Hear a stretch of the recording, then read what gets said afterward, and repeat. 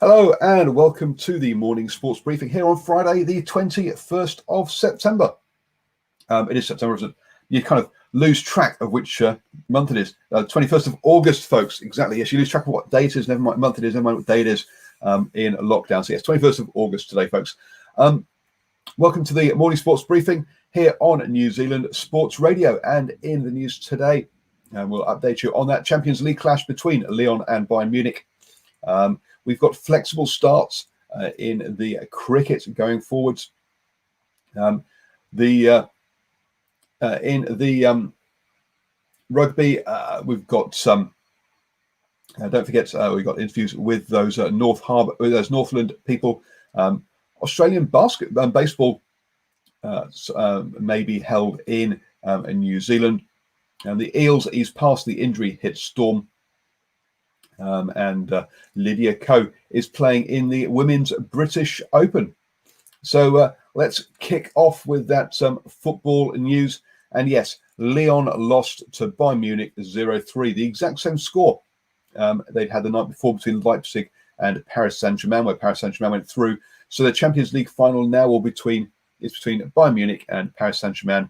Kickoff will be at 7 a.m. Monday morning, New Zealand time.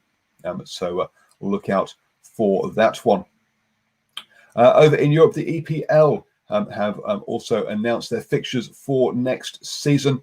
Liverpool will start. Champions Liverpool will start against newly promoted Leeds in that one. If you want to see how your team's games may line up, because let's be honest, it's all COVID dependent. Then go and check that out on those teams' sites. Moving on to the cricket now. And don't forget, you can catch up on your weekly cricket fix with Swinging from the Hip that was live last night at 8 p.m. That comes to you every Thursday at 8 p.m. Just catch the recording. You can listen to that on the podcast, just search New Zealand Sports Radio on Spotify, iHeartRadio, iTunes, or your favorite podcatcher. But the England and Pakistan have agreed flexible start times to the tests ongoing. When they only had a day and a half of play, it was in the second test. They're now going to be able to start half an hour earlier if there has been play lost the previous day. Normally, they make up time in the evening by adding an extra half hour in the evening. Now they can add an extra half hour at the beginning as well as the end of play. Generally, they've not done that at the beginning because of basically fans arriving at the stadium and being able to get to games. But obviously, with them playing behind closed doors, that's not an issue now. Depending on how it goes, they may keep this in future as well. I'm now going to hand you over to Stephen, who's going to take us through our birthdays. Thank you, Paul, and good morning to everybody tuning into New Zealand Sport Radio. Of course, we are right on the cusp of the weekend, last day of the week. Have a great day, everybody, as we move into that weekend. In birthdays today, one of the most successful rugby coaches in Super Rugby history, an Olympic rowing medalist, and finally a swimmer that competed at both the Commonwealth and Olympic Games. And that's where we start things this morning. Natasha, Patricia, Tash, Hein, born this day, the 21st of August, 1989, in Wellington, as a New Zealand representative, a swimmer.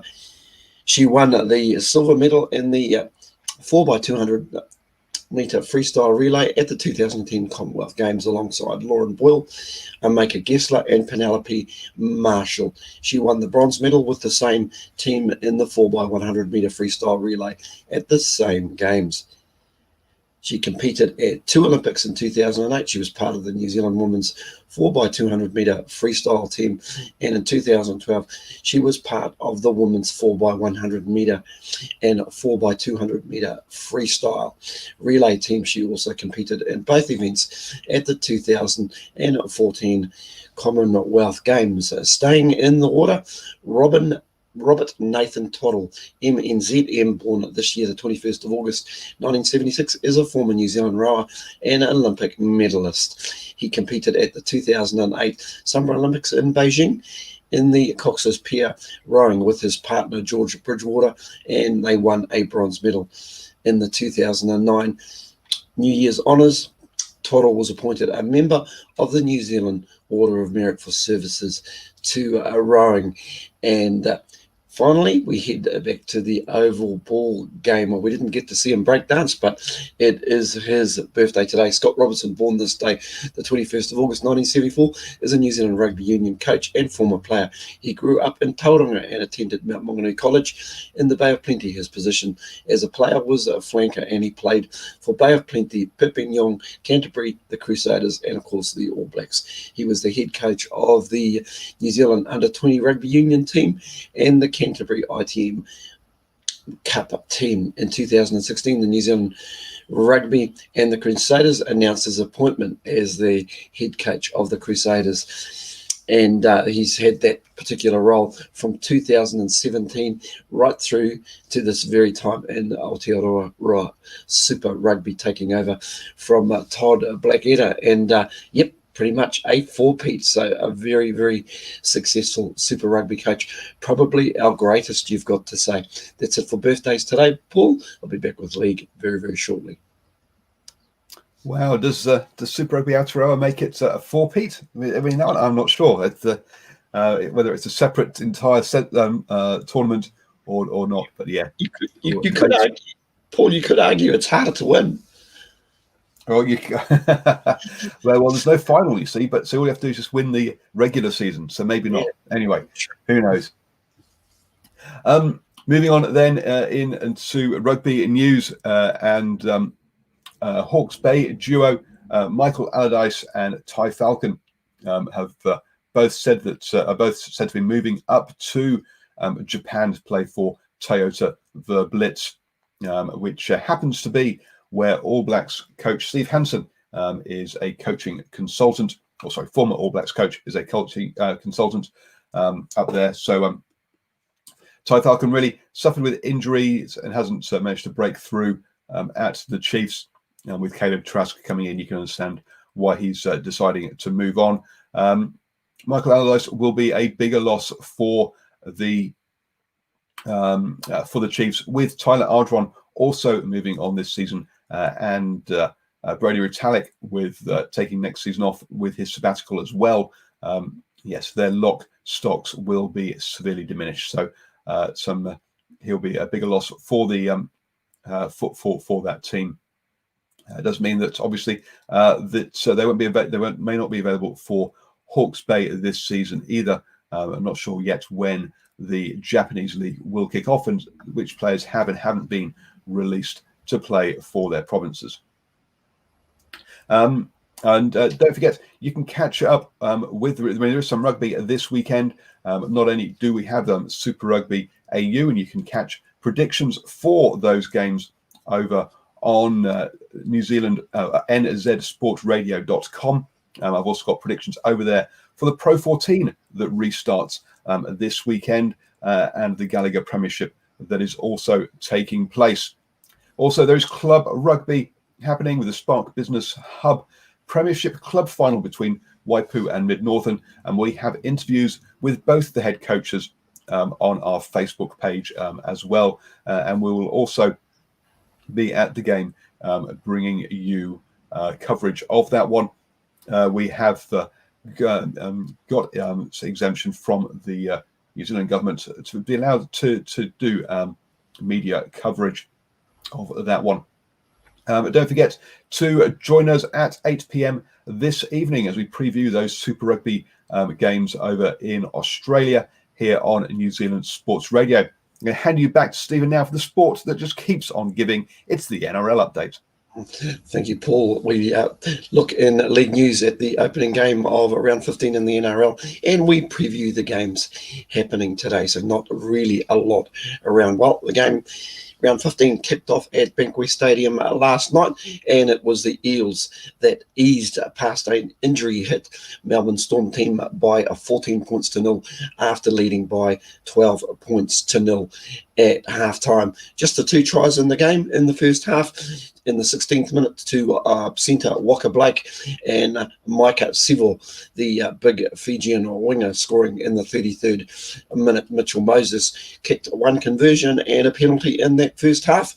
And in the second half, he pretty much sealed the win with a penalty in the 58th minute after huge forward, Sofa Solomona for Melbourne, was sent off with a head or with a shoulder charge. So there could be more to hear in around those. There could be repercussions, is what I'm trying to say, with regards to that. There was further bad news for the Melbourne Storm when very, very good hooker Brandon Smith received an injury with about 2 or 3 minutes to go, taking a swinging arm around the jaw, and he looked in quite a bit of discomfort. He looked also to be carrying an ankle injury as well. So the Melbourne Storm already hit by the fact that they've got several injuries as well. And it was the first time that the Melbourne Storm had been kept to 0, only the 6th time in their history that they've actually been kept to 0 in an NRL match. So not a good night for the Melbourne Storm. However, it does keep them in second placing, and that win by the Eels overnight just slots them into third placing. Both teams sitting on 24 points, remembering the Panthers still on top, 1 point ahead of them on 25 points. And speaking of the Panthers, it's the Panthers who kick off tonight's game at 8 o'clock when they host the Cronulla Sharks at Panthers Stadium. So it's an 8 p.m. click-off, and in our later game we head to Suncorp Stadium where the home team, the Broncos, take on the Dragons, and that's scheduled to kick off. And these are New Zealand times at 9:55 p.m. We'll pretty much have a wrap of those games tomorrow morning. As I quickly look at the table, it's the Sharks that are sitting on 7 points at the moment, so first playing 7th. And the other 2 games, well, those other 2 teams probably a little out of the picture at this point in time. That's it for league news today. I'm going to exit stage left out of here, but I'll be back tomorrow morning with more league news. Have a great day, everybody. Thank you very much, Stephen. If you want to have a preview of the whole round of the NRL, then go back and listen to the Standoff Show, which Brad and Sanjay brought to you at 8 p.m. on Wednesday. You can watch that on Facebook or again on our podcast as well. Don't forget, folks, there is all sorts of sports on this weekend. The Phoenix are playing on Saturday evening. We've also got the end of the ANZ Premiership with the grand final this Saturday as well. So plenty of sport happening this coming weekend. Also playing this weekend is Lydia Ko in the Women's British Open. They've concluded the first round. American Amy Olsen has a 3-shot lead at 4 under after this first round. Lydia Ko is tied 15th at 1 over in a pack amongst a pack of players. Yes, the ladies LPGA just keeps on going, and good luck to Lydia in that tournament. Baseball and the Australian Baseball League is potentially looking at, has got 2 options out with teams at the moment. One of those options includes having 2 conferences being hosted in Auckland for the whole season. So in what is probably going to be a slightly shortened season, that could happen. The teams that would be joining would be the team from Korea or Geelong, Korea, would be one of the teams, and then 2 others potential, but those have not been named. But potentially Brisbane Bandits and Adelaide Giants are rumoured. But also there's still the option of the Texas Rangers and the San Diego Padres from the minor league baseball over in the USA coming and joining as well. Talks with the New Zealand government obviously need to start. The Tuatara already have been talking with Sports New Zealand about how that all could be scheduled. So it could be a bumper summer of baseball for Tuatara fans up there in Auckland. The ESPN, sorry, the NBA basketball continued last night. The Raptors beat the Nets to go 2-0 up in their final series. The Jazz pulled one back against the Nuggets, so it's 1-1 there.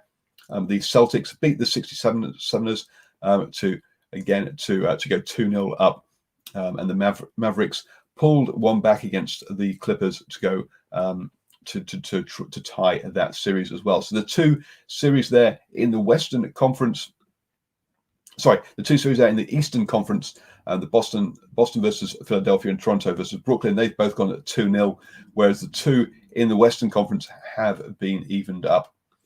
As we talk, we're in the final quarter of the Heat versus the Pacers, and just trying to get a score update, because I know that the last time I looked at that score, the Heat were leading.